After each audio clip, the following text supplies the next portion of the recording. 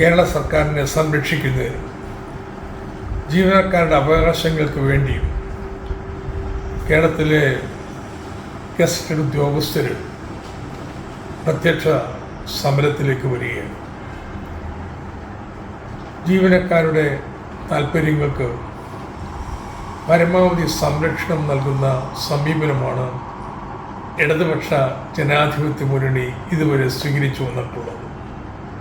Covid കാലത്ത് പോലും ശമ്പള പരിഷ്കരണം മാറ്റിവെക്കുന്നതിന് കേരള സർക്കാർ തുനിഞ്ഞില്ല. ഇതെല്ലാം മറ്റ് സംസ്ഥാനങ്ങളിലെ സ്ഥിതി. എന്നാൽ ഇന്ന് സംസ്ഥാന സർക്കാരിൻ്റെ സാമ്പത്തിക സ്ഥിതി കേന്ദ്ര ഇടപെടലിൻ്റെ ഫലമായിട്ട് അട്ടിമറിക്കപ്പെട്ടിരിക്കുകയാണ്. ഒരു സാമ്പത്തിക ഉപരോധമാണ് കേന്ദ്ര സർക്കാർ നടപ്പാക്കിയിരിക്കുന്നത്.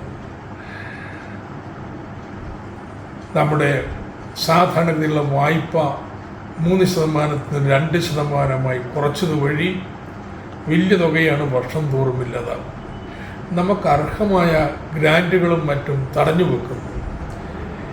ഇതെല്ലാം സൃഷ്ടിച്ചിരിക്കുന്ന സാമ്പത്തിക പ്രതിസന്ധി മൂലം ജീവനക്കാരുടെ DAയും മറ്റും കുടിശ്ശികയായിരിക്കുകയാണ്.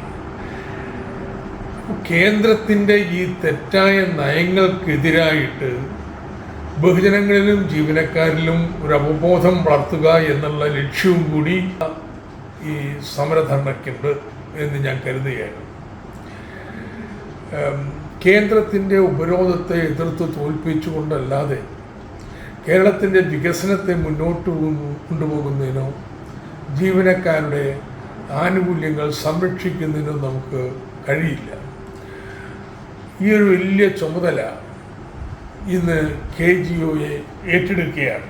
ഇതിനോടൊപ്പം തന്നെ ഈ പരിമിതികൾക്കുള്ളിൽ നിന്നുകൊണ്ട് സിവിൽ സർവീസ് എങ്ങനെ മെച്ചപ്പെടുത്താം, ജനങ്ങൾക്ക് കിട്ടേണ്ട ആനുകൂല്യങ്ങളും അതുപോലെ അവകാശങ്ങളുമെല്ലാം സമയബന്ധിതമായി അഴിമതിരഹിതമായി എങ്ങനെ ലഭ്യമാക്കാം, നമ്മൾ പണിയെടുക്കുന്ന സ്ഥലങ്ങൾ നമുക്കെങ്ങനെ വൃത്തിയായി സൂക്ഷിക്കാനാവും, ഇങ്ങനെയുള്ള പ്രശ്നങ്ങളും ഇന്നത്തെ ധർണയുടെ മുദ്രാവാക്യങ്ങളാണ്. ഈ സമരത്തിന് ബഹുജനങ്ങളുടെ മുഴുവൻ പിന്തുണയുണ്ടാവണം. കേരളത്തെ സംരക്ഷിക്കുന്നതിനും ജീവനക്കാരുടെ അവകാശങ്ങൾ സംരക്ഷിക്കുന്നതിനും മാത്രമല്ല ജനങ്ങളുടെ ആനുകൂല്യങ്ങൾക്കും കൂടി വേണ്ടിയിട്ടാണ് ഈ സമരം.